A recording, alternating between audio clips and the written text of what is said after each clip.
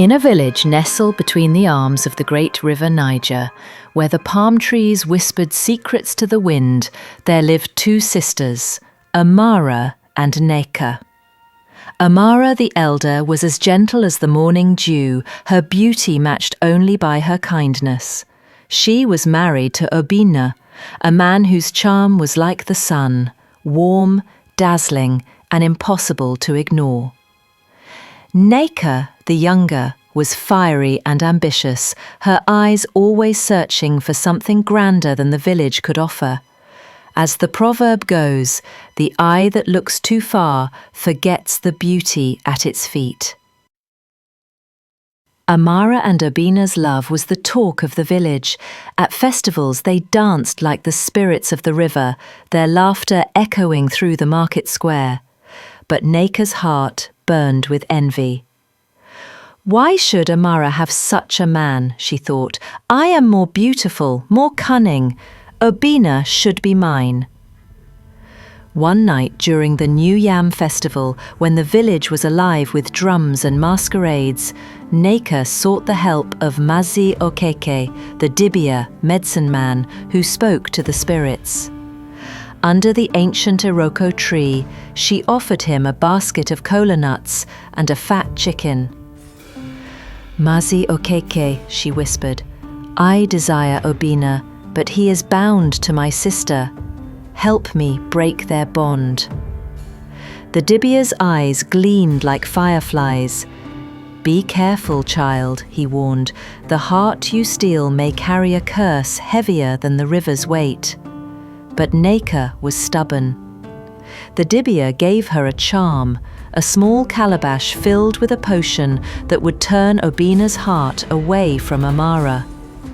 Sprinkle this in his soup, he said, but know this, what you sow, you shall reap. Neka returned home, her heart pounding with excitement. She waited until Amara was away at the stream, then slipped into the kitchen and poured the potion into Obina's egusi soup. That night, as Obina ate, his eyes began to follow Neka, not Amara. By the next moon, he had cast Amara aside, accusing her of witchcraft to justify his sudden coldness. The village elders, swayed by Obina's charm, believed him, and Amara was shunned, her tears falling like rain on parched soil. Neka's plan worked too well. Obina married her in a grand ceremony with yams piled high and palm wine flowing like a river. The village celebrated, but whispers followed Neka like shadows. How did she win Obina so quickly, they murmured. Is this not the work of Juju? Amara, heartbroken, left the village to live with her aunt in a distant land, her spirit broken, but her dignity intact. For a time, Neka was the queen of her own tale. Obina showered her with gifts, beaded necklaces, wrappers dyed in indigo, and promises of a life beyond the village. But, as the proverb says, the yam that looks sweet in the sun may hide worms within. One evening, as the moon hung low, Obina returned from the market with a darkness in his eyes. Neka had burned the soup, and his anger roared like a bushfire. "You call this food?" he bellowed, and before Neka could speak, his hand struck her cheek. The village heard her cry, but none came to her aid, for Obina's charm had woven a spell over them all. Night after night, the beatings grew worse.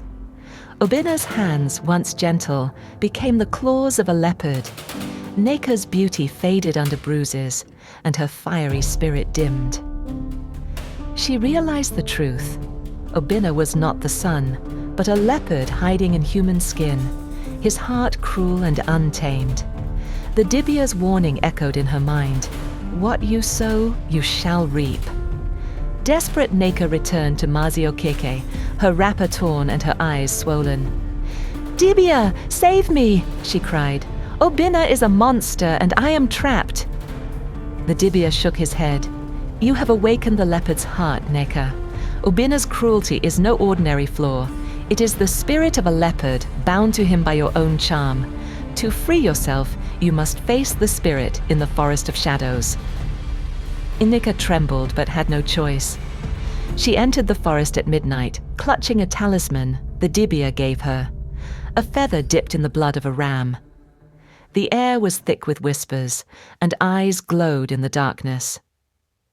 Suddenly a great leopard appeared, its fur black as coal, its eyes burning like embers.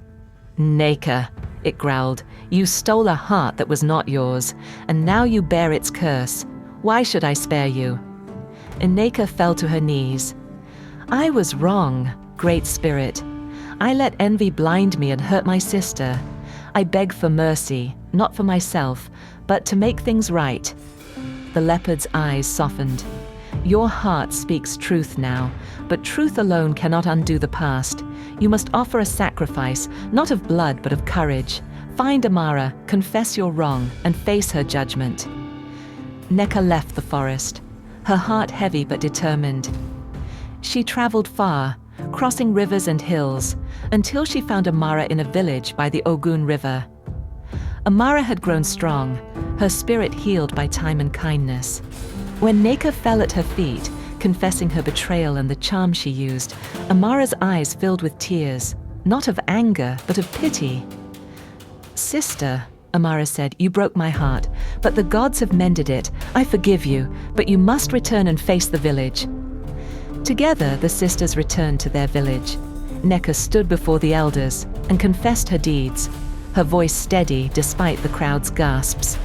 Obina, exposed as a cruel man, was banished, for the leopard spirit had left him, stripping away his charm.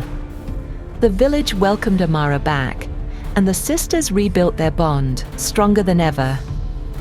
As for Neka, she never sought another's heart again. She became a storyteller, warning others with her tale. "The heart you steal," she would say, "may beat with a curse you cannot bear." And so, my people, the tale of Neka teaches us that envy is a thief that steals from the envious first. As the Igbo say, the fire that burns another's house may warm yours for a night, but it will leave you in ashes. Share this story and let its lessons light your path. Until next time, may the spirits guide you, and may your hearts be true. If you enjoyed this tale, hit that like button, subscribe, and ring the bell for more stories from the heart of Africa. Share your thoughts in the comments. What would you have done in Neka's place? Let's talk.